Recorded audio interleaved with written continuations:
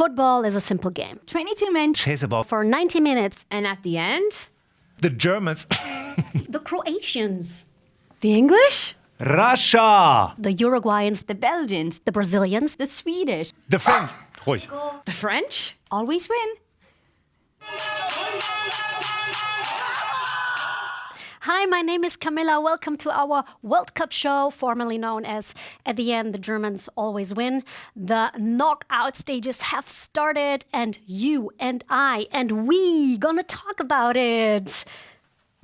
Germany's going to win, of course. The whole world, the whole universe has changed. England has won a penalty shootout in the World Cup for the first time. And now they beat Sweden, and then Russia or Croatia, and then a nightmare. England! What do you think, Danya? It could be coming home, but I actually don't know who's going to win. This World Cup has been so exciting, and there's so many shocks. There have never been so many own goals in a World Cup. That's true. 10 own goals.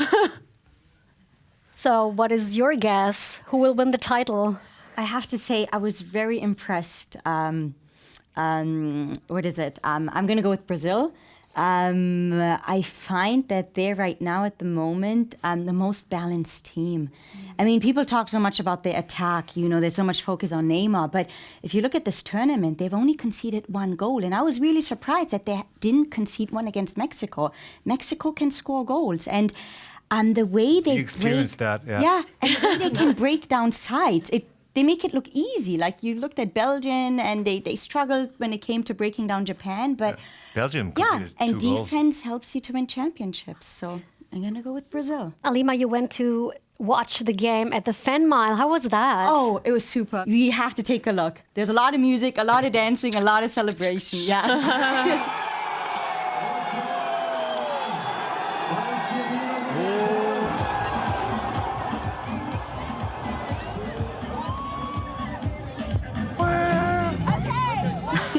That's you. Alima in action. Yeah, but Brazil is most best, is the stronger, and will be the champions. But thanks, Belgium. You are welcome. Germany is off because Germany, we were very scared about Germany because the last World Cup was not very good for us, you know. So I think now we are very confident. Belgium is a very good team, but Brazil has like 5 stars. Belgium has none. It counts. It counts a lot. The shirt, like the tradition, and what you made in the past comes with you. So I guess everyone is super excited to see the next big quarterfinal game, Brazil against Belgium. Maybe, Danya, you can start with the starting 11? Yeah. Yeah, Danya. If you Sorry, are, actually, Ulrich. if you are the Brazilian coach, would Neymar be in your starting 11? Of course he would be. I think Neymar probably made his best performance of the tournament. Yeah, I mean, overall, and then he played for the team. And if you saw the 1-0, how he attracted 3 people and gave the ball to Willian, and then made the goal, that was excellent. yeah, I mean, we love to hate him. Everybody loves to hate him because he doesn't make it easy, like theatric.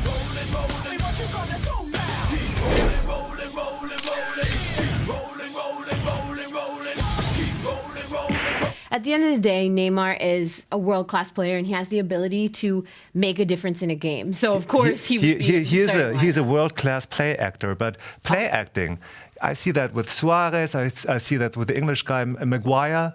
You know, they all do that sort of. Oh. Historically, I mean, it's been a part of football. It's not the nicest part of football. The Italian, especially. Oh, they train that. That was years ago.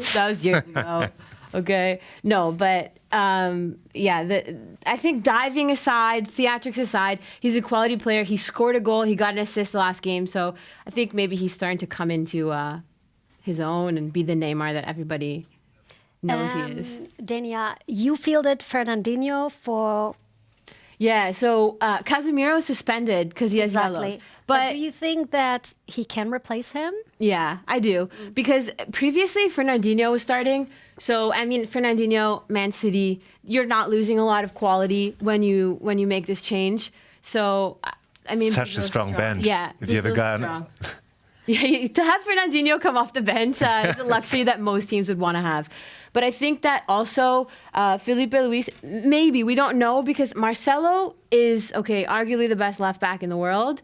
He has problems with his mattress. Yeah, problems with his mattress, his back, we don't really know. But Marcelo's so great. He's good in the defense, but he goes... And he gets forward. Very nice. But this guy just stays back. Yeah, he gives a little bit less of an attacking option than Marcelo does, that's for sure. But that being said, he came into the system and he's been playing very well. So the decision will be pretty tough because, he can provide stability in the defense against a team like Belgium, which is very strong attacking-wise. So it'll be interesting to see. Alima mentioned already that this team is very balanced. Yeah. I really wonder where is their Achilles heel?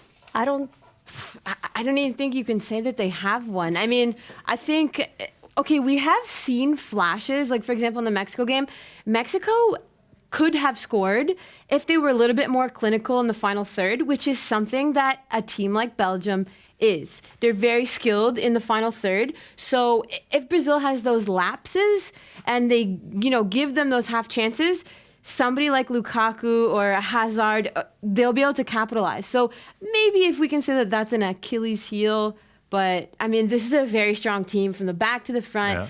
A difference from previous Brazilian teams is that they have really tightened up in the defense. So they still managed to bring that, joga bonito, the samba, the play that we expect from a Brazilian team with a defense that's a little bit more solid. That reminds us of something like a more European defense.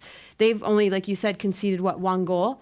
So they're very strong in defense this year. And I just want to say, how about Gabriel Jesus? I know many Brazilians who love this guy because he comes from the favelas. Yeah. And this is such a fairy tale. Now he plays for Manchester City, 80 million worth.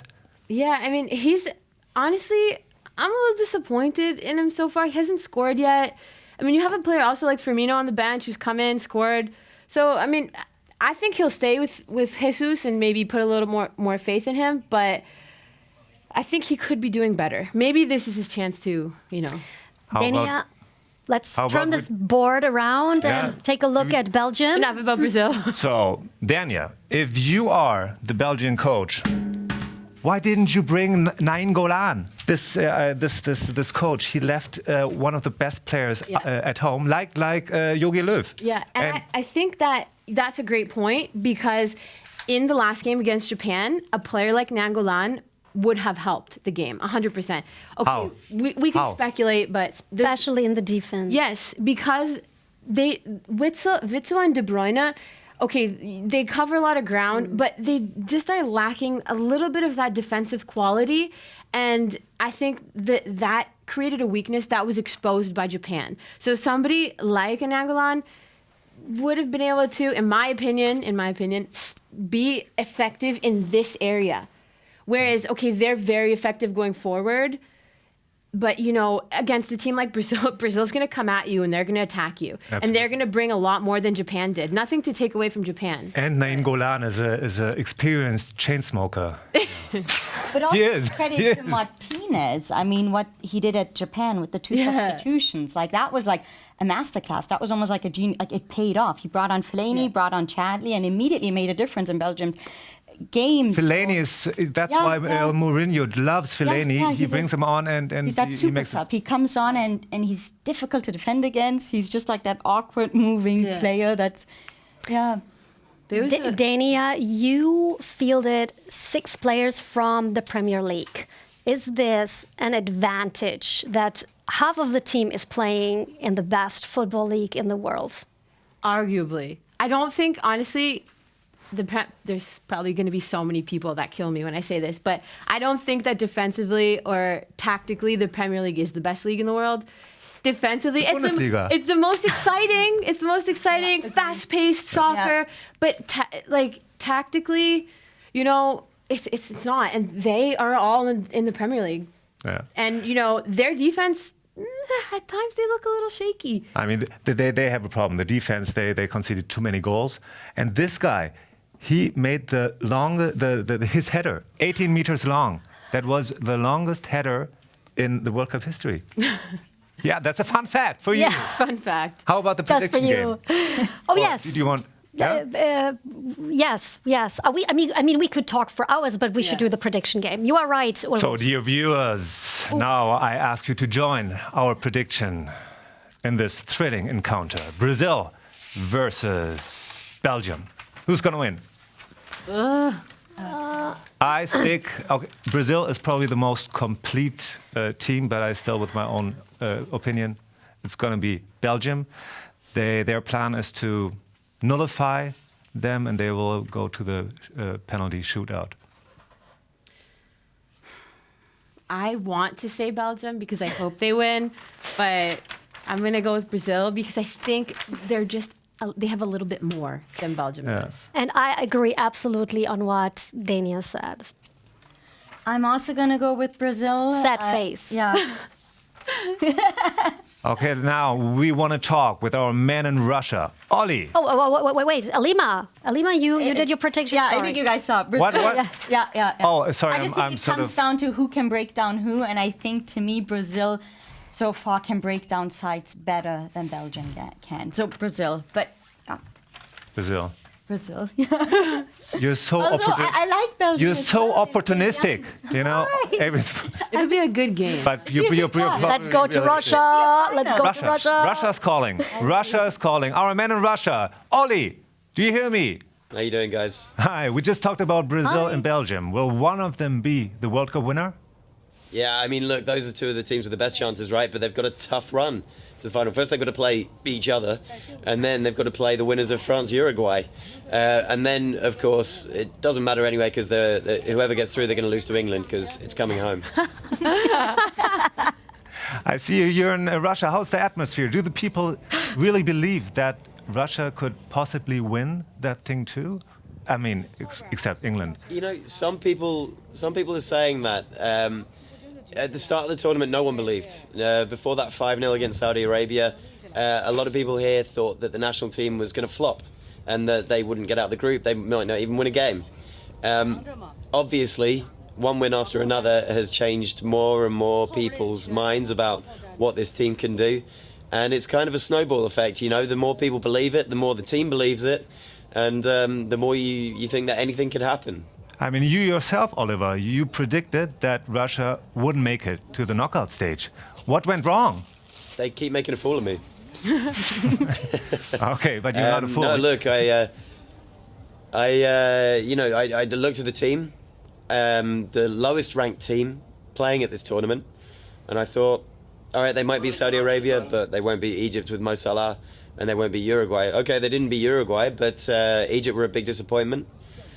And the Russia team has just has performed leaps and bounds beyond what I thought was possible. So I have to give great credit to them. They made me look a fool once, they made me look a fool twice. They've done it 3 times now by beating Spain. I wonder if they can do it again against Croatia. We'll see. Thank you very much, Ollie. Bye. Bye-bye. Thank you. See ya.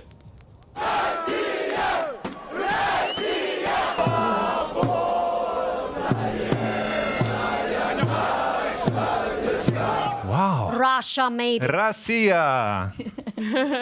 Russia. Russia made it to the quarterfinals. Who had thought of this?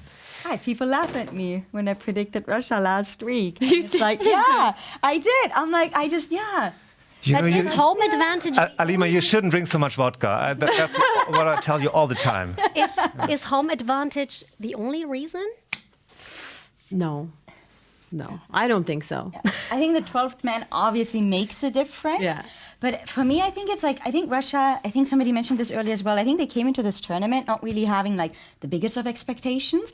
And it's like every step that they take, it's like a bonus for them. I mean, and I think they also keep building on their confidence. They beat Spain. So for me, it's also maybe it's a bit of momentum and the confidence. And I don't know if this is helping, but the fact that they did not qualify, they didn't have to go through qualifications, could mean that they're fresher, they had more time to perhaps train with one another. I don't know if that also... And now they're going to play against Croatia. And you watched the game, I did. Croatia against Russia, somewhere in Berlin. Yeah. You know, it was funny because some of the Croatian fans they're like, well, we're only going to give you sound bites if Croatia wins. So they're hardcore fans. Yeah. We even had like police presence. It was, yeah. But at the end, they won. It was a very intensive match. But here, let's hear what they had to very say. Exciting. Yeah.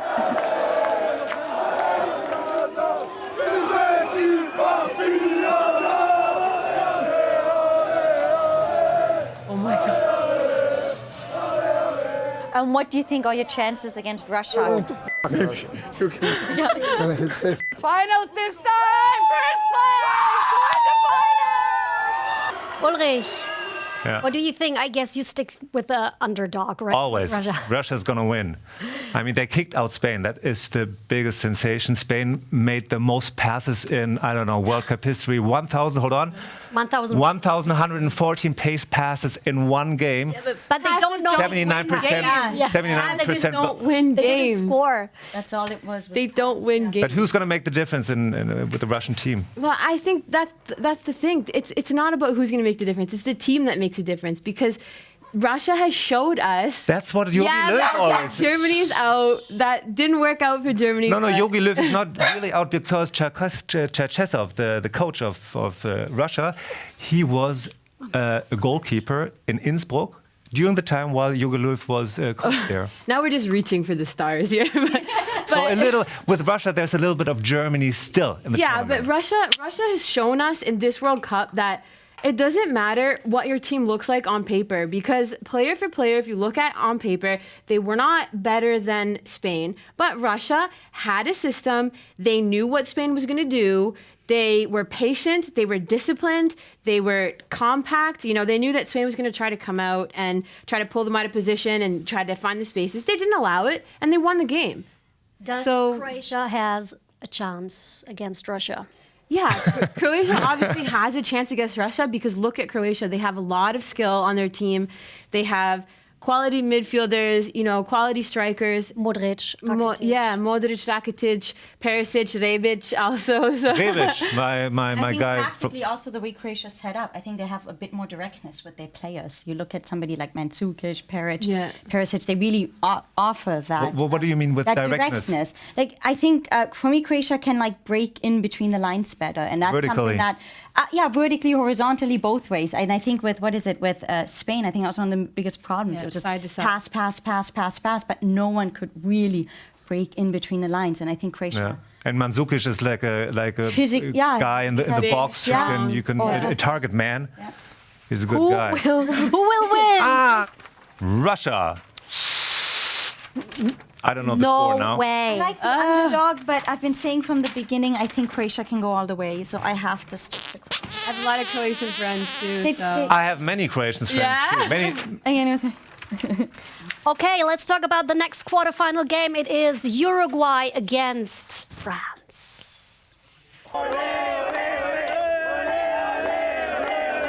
Uruguay, France, it is the duel of the teams that sent home Messi and Ronaldo. So the question is the time over for one-man show teams? Well, football has always been a team sport, and I think it happened only once in the history of the World Cup that there was a superstar. 1986, Maradona, he made it possible. The hand of God. Not forget. You still need a team, I would say so. You need a team to play. VAR probably this time around would have prevented that. Yeah. Probably wouldn't happen. Let's do the starting 11 for France. Let's start with France. You need help, Ulrich? No. Danya, All right. here is our who would be in your starting 11? This is how I think that France will probably line up. Okay, they have Matuidi out with a suspension as well. So I think that, Tolisso, he did start towards the beginning of the tournament, so it's not going to be that big of a quality loss because they're... I see you pointing to Mbappe already. Is he going to be the superstar? I think, we started to see something that was, very scary in the last game. Mbappe really exploded, and I think that if he can maintain that form, I mean, he can only get better. Like, he's so young. May I show you a sweet Twitter from Pelé, who's saying, congratulations, Mbappé. Hold on. 2 goals in a World Cup so young puts you in a great company. Good luck for your other because games. Pelé was the other, Because player. Pelé was the other youngest with 17, 19, hold on, 58. Here's another one of him. Right. Isn't he sweet? We got to get out of the past. We got to live here. Danya, when I see your team, I see sonorous names like Mbappé, like Griezmann, like Tolisso, Giroud, Lloris. They have so much quality. Yeah. Amazing players. But in the end, I have never seen a convincing game of France. Why? Yeah, I think it also comes a little bit from the top. Deschamps, he's not the most convincing coach, in my opinion. But I think that the last game that we saw France play, they looked a lot better in terms of team and playing as a team. So if they can bring that into the next game against Uruguay, it will be important, and I think that it can give them a good edge because Uruguay is a very organized team. They know their system. They are good defensively, and that's going to give them a little bit of difficulty, especially, Griezmann and Godin and Jimenez coming from the same club. So, but I think that a player that's really important is Kanté, who he doesn't really get enough credit because he has stars like Griezmann, Mbappe doing ridiculously fantastic things, and nobody really sees the work that he puts in behind the scenes. He wins tackles. He literally can run for 2 games straight. So he's very important to them. And Argentina scored 3 times against France. Yeah. Is their defense strong enough? I mean, one of them was a ridiculous strike from Di Maria, which nobody saw coming at that point. And we can't discredit Argentina because they're a good side. They should have been better than what they were.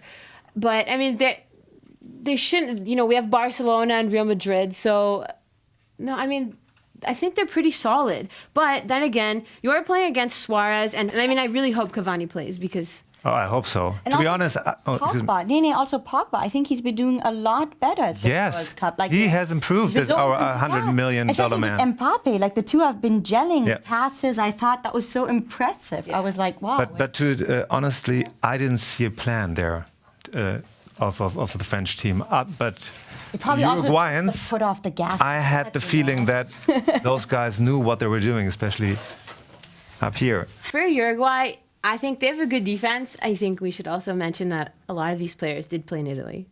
Technically, and play in Italy. Very important. School of life. Tactically, they laid the foundation for the rest of the team. They're a good spine. So this will be very important. And then playing against strikers of the caliber of France, it's going to be very important that they are very organized, they're very compact, and they have a good game, which is going to be very difficult. They have their work cut out for them.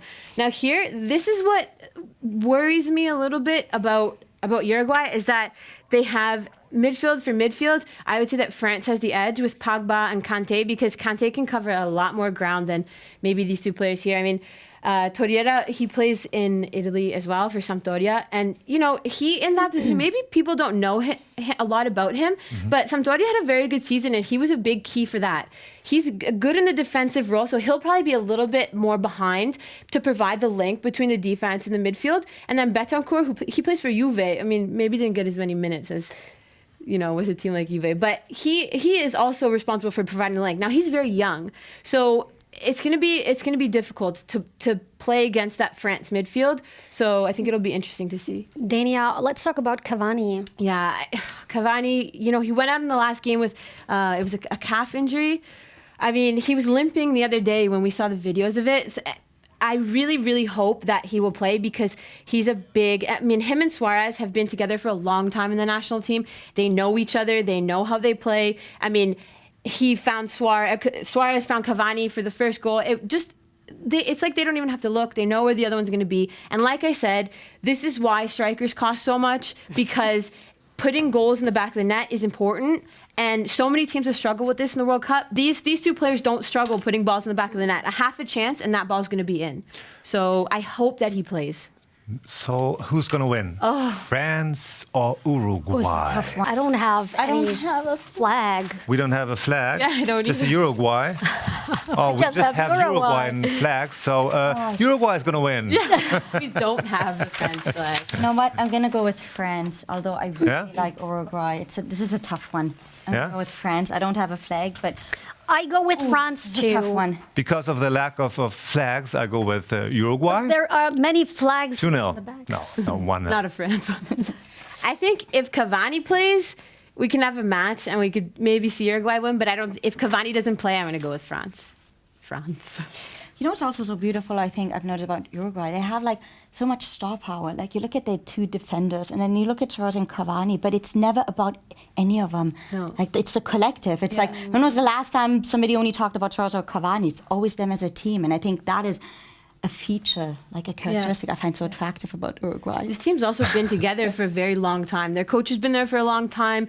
A lot of these players have been together. They know what they're doing. Yeah. And they're South America, like they're not afraid to fight. They're Yeah. not afraid to get into the game and fight. But like Danya said, I think if midfield is going to make the difference, I think France just has the better midfield.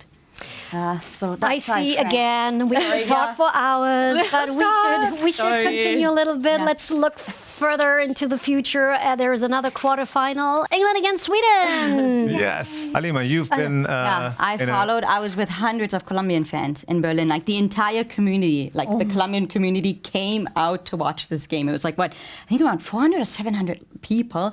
But you also had a few very, very brave English fans, England fans. So take a look. This is painful to watch.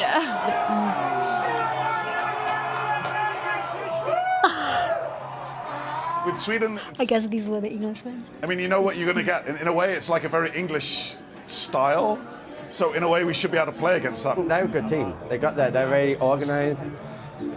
They could cause us trouble, but we have Harry Kane. The big thing is, we just won a penalty shootout, and Germany went out in the first round.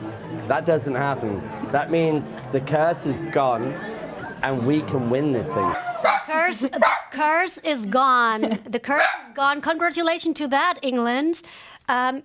Is that reason enough to make it to the finals, or will it take them to the final? I think they have a really good chance. I know people say they're on the easier side of the bracket, but it's so open. And England, I have to say, like, I'm not an England fan, but you have to, like, for these guys, this generation, like, they are fun to watch. You know, they have a great coach, and I find that it's like they've left the demons behind, and I like the energy on this team. It's, you know, and we also have to say, like, they won a penalty shootout. Usually in the past, they would have folded, and you saw that. When Colombia equalized, Colombia dominated in extra time, but England stayed composed. But they don't have an easy opponent. No. Sweden is super surprising to me. What do you think, Danya? I think Sweden is, I mean, right now in the post-Zlatan era, there's Zlatan up there. They are better as a team. They're more organized. They know their system, and everyone kind of has their feet on the ground. They don't have that, the God figure who doesn't work well in the system. That being said, they struggle to create goal-scoring opportunities. So you're like, okay, did it help? Because in the last game, a few times, if Zlatan was there, he would have put some of those chances away. But that being said, they did advance. It's not maybe the prettiest football to watch. The game against Switzerland was, at times a little bit, sorry to say boring, but it's football. And at the end of the day, what you have to do is win the game or, win in penalty shots or however you need to win. You need to win to advance. And the best team doesn't always win and the best team doesn't always advance. But, I mean, Sweden's good. Sweden is a little bit like IKEA, It's nice, but it's a little bit boring, I would say. So I'm not, I don't look forward to this game, England versus Sweden. I think at the end, football. England is going to be up front and win this thing. What do you think? England versus Sweden. So hard. I've been underestimating Sweden for a long time, but I'm going to go with England. I like what I see. It's like they played. Yeah. I'm bitter still because Sweden eliminated Italy. So You have to stick to it. Yeah, and I like Harry Kane and I like Southgate. And I think England is riding a huge high right now. So I'm going to go with England. Sweden scares me. I go with Sweden. England, where's the Tough flag? game. England England. as well. Here you could. Yeah. Oh, Yeah, then England. England. Is England, it coming England. home? The English will say Watch yes. at the end. What a nightmare. So let's talk about the greatest player of the tournament so far. Mbappé. For me too, Mbappé. Yeah, I thought. Yeah, Modric was good too up until that game against Denmark. Who else? Coutinho. I don't know. There's been quite a few. Lukaku. Coutinho is like the star in the shadows. Yeah. While Neymar draws all the attention, he's... Yeah, but he's I feel like there's still time though to see who the star because nobody's had every single game fantastic. You know, Lukaku's fallen asleep in time. Yeah. Neymar came out. You know, Mbappe exploded the last game. True. I can't say who's been the star so far. Who is the star of the World Cup? Maybe you know. Leave a note, and we say, "God save the Queen," and goodbye. Football is a simple game. 22 men. Chase a ball. For 90 minutes, And at the end, The Germans. the Croatians, the English. Russia. the Uruguayans, The Belgians, the Brazilians, the Swedish The French. Ruhig. The French? always win.